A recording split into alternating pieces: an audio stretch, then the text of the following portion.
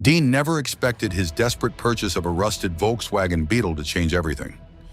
Late that night, as he pried open the hidden panel behind the passenger seat, something small and metallic caught the light. The heart-shaped locket seemed innocent enough until he found the yellowed note beside it. 2 missing girls, 40 years of silence. The truth had been rusting away in plain sight. The small town of Oak Ridge had long forgotten about the tragedy that struck their community 4 decades ago. But sometimes the past refuses to stay buried, waiting patiently for someone to uncover the truth. Life had not been kind to Dean Hawkins recently. At 42, he found himself starting over after his construction business collapsed under mounting debts. With his savings depleted, Dean headed for Oak Ridge, a quiet Midwestern town where living expenses were manageable and questions about his past were few. The apartment Dean could afford was barely larger than a storage unit, a single room with a kitchenette and bathroom. His landlord, Harold, was a heavy-set man in his 50s, with kind eyes that seemed to hold more stories than he let on. With his background in mechanics, Dean developed a plan to buy old vehicles, salvage usable parts, and sell them for profit. When he mentioned his idea to Harold, the older man told him about Mac's Auto Salvage, a sprawling junkyard just outside town. The next morning, Dean drove to the junkyard.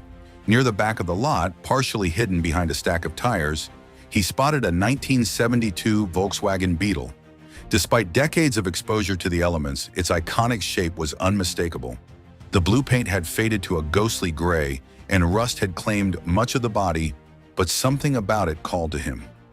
The junkyard owner, Mac, approached as Dean examined the engine compartment. When Dean inquired about the price, Mac explained that the Beetle had been towed out of a ditch years after some accident and had been sitting in his lot ever since. After minimal haggling, they settled on a figure so low it surprised even Dean. Over the next few days, Dean meticulously began dismantling the Beetle. Behind the passenger seat, he noticed the upholstery had been repaired. The stitching was different, slightly uneven compared to the factory work. Curious, he pulled at the fabric, revealing a small space between the seat cushion and the metal frame. Reaching in, his fingers closed around a small object, a heart-shaped locket. The silver was tarnished but intact. When he managed to pry it open, he discovered a faded photograph of a young woman with long dark hair. Her smile seemed frozen in time, preserved in this tiny metal heart. As he continued working, he found a tarnished silver ring wedged between the seat spurmings. These personal items sparked Dean's curiosity, but they didn't prepare him for what he would discover the following day. Working on the trunk, he noticed a section of the inner panel that didn't quite match the rest. Using a screwdriver, he carefully pried it open, revealing a small cavity. Inside lay a worn-out lady's purse. Opening it cautiously, Dean found a small diary with faded pink covers. The pages were yellowed with age, filled with a teenage girl's handwriting. Most entries were mundane: school activities, friendship drama, typical teenage concerns. But one particular page caught his eye. The handwriting here seemed more urgent. "Only Anna knows the secret between Peter Anderson and me. I need to tell Mom too." For days afterward, the diary, locket, and ring occupied Dean's thoughts. Who were Anna and Peter Anderson? What was the secret? Nearly a week later, Dean joined Harold for dinner at the local diner. As they ate, Dean casually mentioned the names from the diary, wondering if his landlord might recognize them. Harold's reaction was immediate and disturbing. The fork he'd been holding clattered to his plate, and his usually ruddy complexion paled significantly. When Dean asked what was wrong, Harold explained that Sarah Collins and Anna Mitchell were local girls who had vanished without a trace 40 years ago. Both were juniors at Oak Ridge High School, best friends who disappeared on the same day. Harold had been just a boy then, but he remembered the panic that gripped the town. Dean hesitated, uncertain whether to show Harold the diary. After wrestling with his conscience, he decided the truth, however painful, was better than perpetual uncertainty. When Harold saw the diary entry, his hands shook badly. The mention of Peter Anderson clearly disturbed him. Harold explained that Anderson had been a science teacher at Oak Ridge High when the girls disappeared. The connection between the missing girls and this teacher's name in Sarah's diary was too significant to ignore, especially considering the secretive nature of the entry. That night, neither man slept well. By morning, they had reached the same conclusion. They needed to take the evidence to the police. The local station was small, staffed by officers who had heard of the disappearance but hadn't been alive when it occurred. The chief of police, Linda Mercer, listened carefully to their story.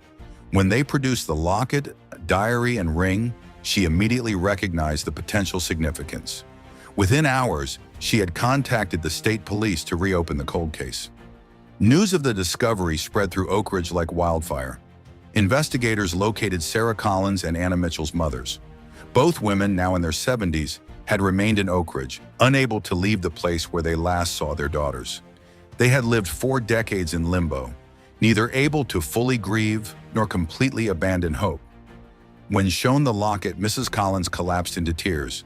She confirmed it had belonged to her daughter, a gift for her 16th birthday. The identification provided the crucial link that validated the diary's authenticity. Investigators began tracking down Peter Anderson. School records confirmed he had been a science teacher at Oak Ridge High when the girls disappeared. Using public records, authorities traced Anderson to a coastal town nearly 3 states away.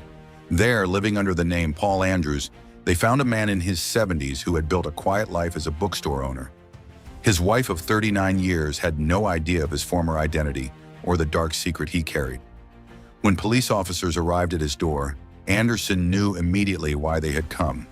His face showed a flash of recognition before settling into resigned acceptance.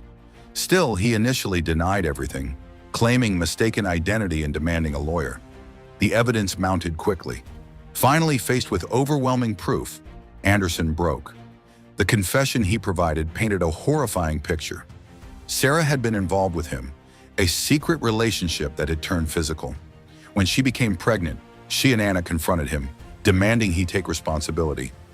Anderson, panicked at the prospect of losing his marriage, career, and freedom, lost control during the argument in his car. He struck both girls during the confrontation. When they fell unconscious, he believed he had killed them. Terrified of discovery, he drove to a remote wooded area outside town and hurriedly buried them in a shallow grave. But Anderson's most terrible secret was yet to be revealed. As investigators excavated the burial site, forensic evidence told the most chilling part of the story. Soil patterns in the lungs of the recovered remains indicated that Sarah and Anna had still been alive when buried, regaining consciousness only to slowly suffocate in their earthy tomb. Anderson's sentencing hearing was attended by nearly the entire town of Oak Ridge. For Sarah and Anna's mothers, the truth brought not the peace they had hoped for, but a new kind of anguish. Yet amid their renewed grief was a slender thread of closure. After 40 years, they could finally lay their daughters to rest. Dean's simple act of curiosity had solved a 40-year mystery and found him unexpectedly connected to the community he had chosen at random for his fresh start. The case of Sarah Collins and Anna Mitchell serves as a reminder that time doesn't heal all wounds. Sometimes it merely conceals them. But it also teaches us that truth has a way of emerging, even from the most unlikely places.